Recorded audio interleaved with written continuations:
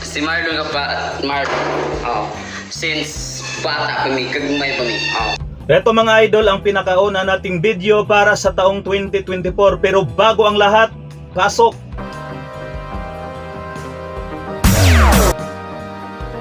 Dahil sa marami nga po ang nagsasabi na nagkaroon na nga raw ng amnesia itong ating pambato na si Marlon Tapales matapos ang kanilang laban ni Naoya Inoue na ginanap sa bansang Japan noong December 26. Naayon nga sa isang ambos interview kay Marlon Tapales mga idol ay hindi nga raw nito kilala si Janariel Casimero. Ito na nga sumagot na itong si Cuadro Alas. Pasok! Boxing. Pero last na, pumunta na ako tol. Pumunta na ako ni kailan ka ni Con, Marlon Tapales. Si Marlon ka pa, Marlon. Oh. Since bata kami, kagmay kami. Oh. Nag-uban niya may anak diya sa. Oh, kailan ka anak? Kailan di ka anak? Kailan na lang kuntahay ba? Ato na lang buta kuntahay na lang. Wa man di ka kailan ako. Ano na ba? Kuntahay ka, uban ta. Oh. Sparring ta, kag may patah, diha pa ta 4 rounder, 6 rounder. Kamay ka ba? Wala nagkauban na mo na sa gagmay pa mo. Kuntahay ba? Kuntahay na lang. Wala man dahil na siya kailan ako di. Magyuntahay na lang tani. Sakali na lang. Kakita kailan ko nimo. Nag-sparring ta. Wakisan ka. Omega Boxing Gym. So while I'm pinakagahi sa Cebu. While I'm pinakagahi sa Omega Boxing Gym. While I'm pinakagahi sa Wakisalud. So pinakagahi mga ngilingig mag-sparring murag manok. So kita mo magabot-abot kaya kita mo pinakagahi atong higayuna niya. Paring-paring pa. Pero isa pa isulti ni mo na wag ka kailan ako. Pero ako po, kuntahay, wala po po kailan mo. Ibutan na nato kuntahay. Ayon, ang huling tanong nga po dyan ni Kuya Lods o Jason Casimero sa kanyang kapatid kung kilala ba raw nito si Marlon Tapales, na ito naman ang nakabagbag damdamin na sagot ni Cuadro Alas para kay Tapales. Sinabi nga po dyan ni Cuadro Alas mga idol na simula nga raw sa kanilang pagkabata kung saan ay nasa 4 rounders, 6 rounders pa nga raw sila sa mga panahong yon ay magkakasama na nga raw sila sa Cebu. Palagi nga raw silang nag-i-sparring ni Tapales mga idol. Dahil sa mga panahong yan ay pareho nga raw silang matitigas sa kanilang mga promosyon. Kaya mga bata pa lamang sila ay palagi na silang pinagtatapat sa sparring. Pero ngayon daw ay ipagpalagay na lamang natin na isang halimbawa na lamang. Dahil ayon nga sa sinabi ni Tapales ay hindi niya nakilala itong si Casimero. Pero basin pangutan unta ka uma or unya basig na ko nang lagi ka nang nakainom-dum ka na ba kay sa kanta ba kahindom pa ba ka kantong uyab pa ta sige kag pa picture selfie nagpanda pa ta nagpusing-pusing ta radyo kag mutilo. Grabe no? Ang kumo ni Naoya Inoue makakuha na no? Amnesia. Ibong gani ko.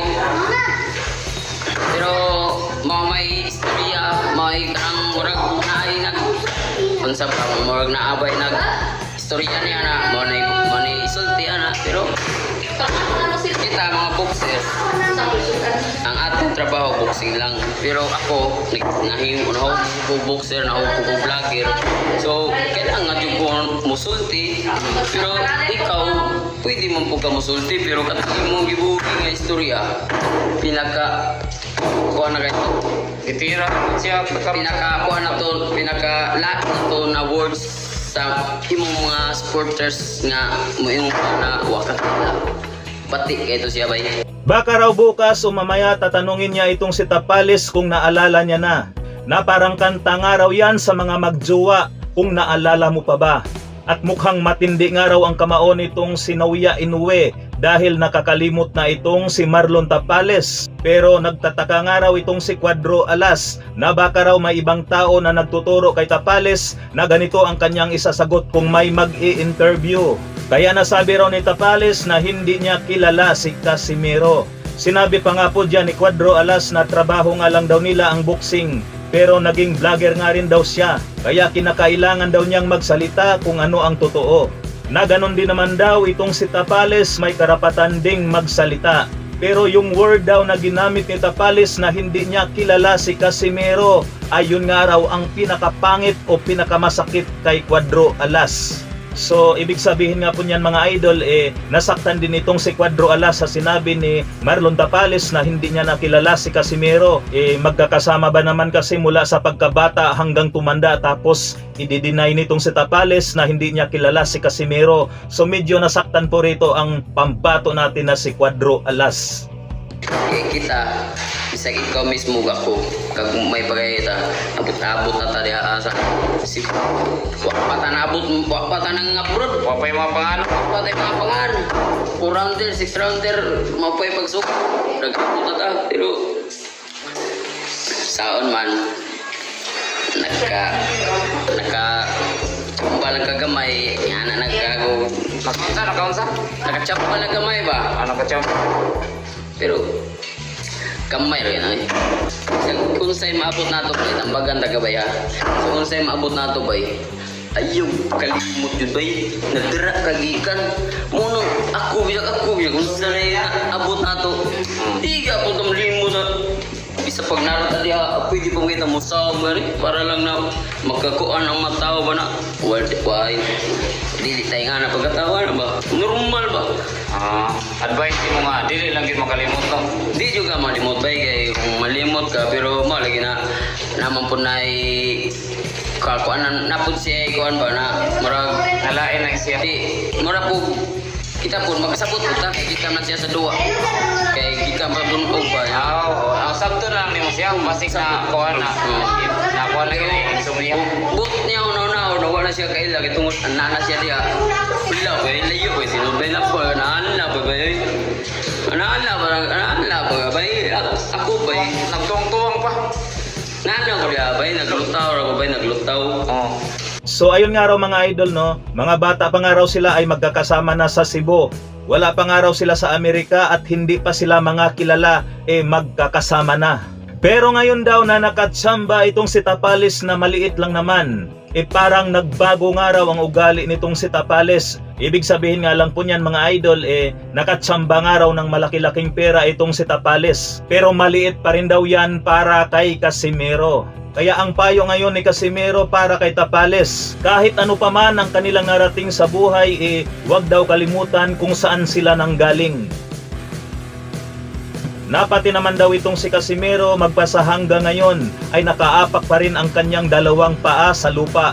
Ibig sabihin yan mga idol na kahit umangat na o kahit may pera na ngayon si Casimero, nakaapak pa rin daw ang kanyang dalawang paa sa lupa. Sinabi pa nga po dito ni Cuadro Alas na paangat pababa pa lang naman daw si Tapales, habang itong si Alas daw ay nakalutang na.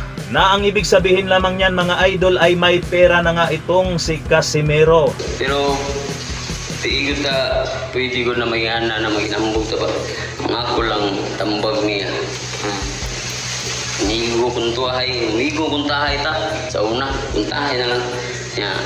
Pero basi nakaanak ka na, maragitira ta ka na. Pero sa ano naman? Pero ang ani man yun ang akong mga sinultihan. Angas na ako. Mau ka na kay ako di man yun kumukha. Buhay istorya. Sulti ko yun. Ang atong pagkatao, tinutanda mo yun, di ba tayo na plastic yun? Lain kay plastic sa drink.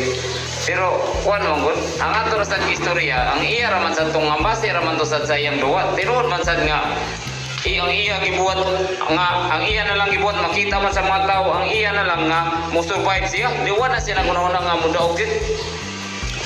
Wala siya ipakita nga ngilngig, nga imo kita jud ba na na-chance. Na-chance, tapi chance, Bisag, mupitik lang kausa na, murag sulit ba? Karang, wala ka. Ano kung magkaan na din ako, ano ba? Bisa mga posible na ganyan, di ka tanang garas naong lang posible na. Mas maayo pa nitong kay sparring ni Inoue ito, kaya nakamrasan man to si Inoue atong sparring nila. So baka daw iniisip nitong si Tapales na tinitira siya ni Casimero, na ganun lang naman daw talaga magsalita itong si Casimero. Kaya wag dapat damdamin ni Marlon Tapales Ayaw daw kasi nila ng plastic kaya nagsasabi lang sila ng totoo kung ano ang nakita nilang laban ni Naoya Inoue at Marlon Tapales. Dito nga po mga idol, sinabi na naman ni Cuadro Alas Casimero na wala raw kasing matindi na ipinakita itong si Tapales sa kanilang laban ni Naoya Inoue. Na parang ang gusto lamang nitong si Tapales ay makasurvive sa buong 12 rounds. Kaso ang problema ay hanggang 10 rounds lamang. Sinabi pa nga po rito ni Casimero na hindi nga raw siya makapaniwala na hindi man lang nagalusan itong si Naoya Inoue. Maganda pa nga raw ang sparring ni Naoya Inoue dahil nagalusan nga raw ang kanyang mukha. Pero sige lang, bay. Pagpahuway lang, relax anay, bakasyon.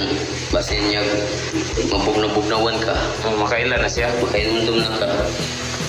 Kailan. Nakalimot lang to siya tol. Wasa to siya. Pasensya na kayo, ako ngayon ko pasensya mga tao. Ako na mga pasensya mga tao. Na mo yung anak Jud, na mo pugani ka ng tinigong mag-boxing, di pa kakakaon, di ka kakaukan pun, maglugaw-lugaw pag anak. Iskit may pa nga. Ano? Kay interview siya tol. Unsay pumunta naman siya nga unsay maikasulti nimo sa inyong duwa ni Inoue ni ana man siya sa magtubag. Wa pa ko kakita sa among duwa. Di ba ni ana siya nga i-interview siya nga unsay mo masulti sa duwa ninyo ni Naoya Inoue. Ang iya tubag wa pa ko kakita sa among duwa. Di ba? Makaana ka lo na unsa mo gidan. Makaana ka mga na unsa mo gidan ito eh.